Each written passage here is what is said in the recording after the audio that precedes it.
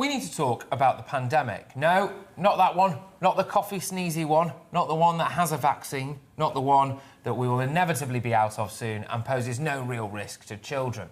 The other pandemic, the one with, as yet, no known cure.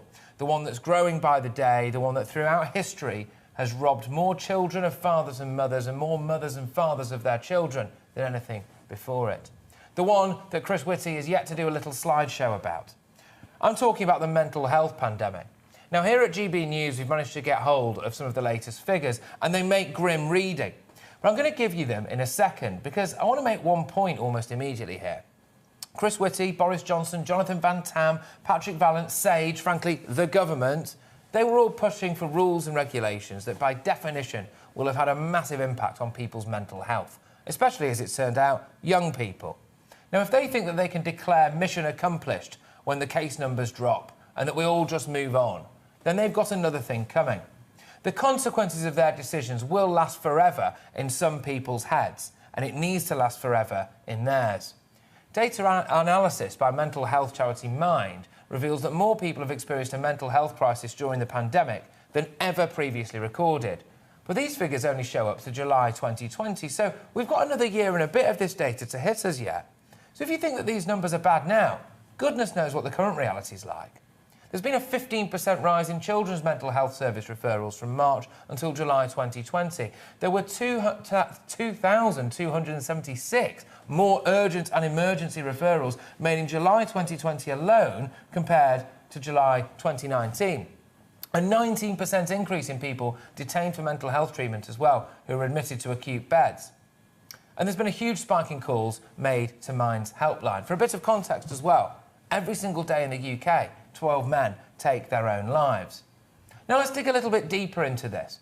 Young people can often feel very entitled, I'll admit that. The Instagram generation, we want it all, don't we? We want a fast car, nice holidays, £30 rooftop cocktails, expensive meals out, as well as the chance to get on the property ladder and all of that jazz as well.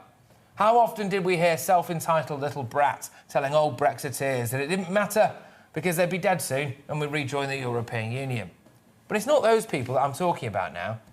There is a very genuine and very acute mental health crisis taking place right now among the young population. These figures, the latest ones, show children waited an average of 2 months to begin treatment. That's double the government's 4-week target. The government is unlikely to meet its target, by the way, by 2022 and 2023. The longest median wait times, and this is shocking, were in West London, where apparently children had to wait about 6 months for a mental health referral. South Tyneside as well, and Sunderland, 129 days.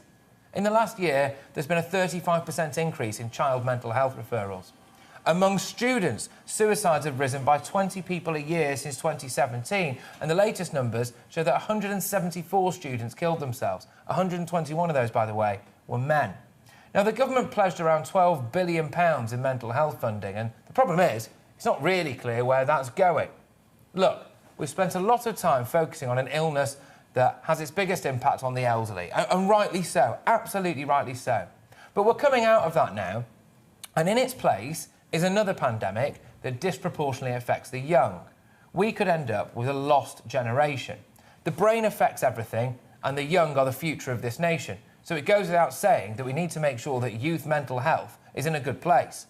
If Chris Whitty really cares about public health, then I'd expect to see a few slideshows about how he intends to get this country out of the mental health crisis that I believe his decision-making helped to create.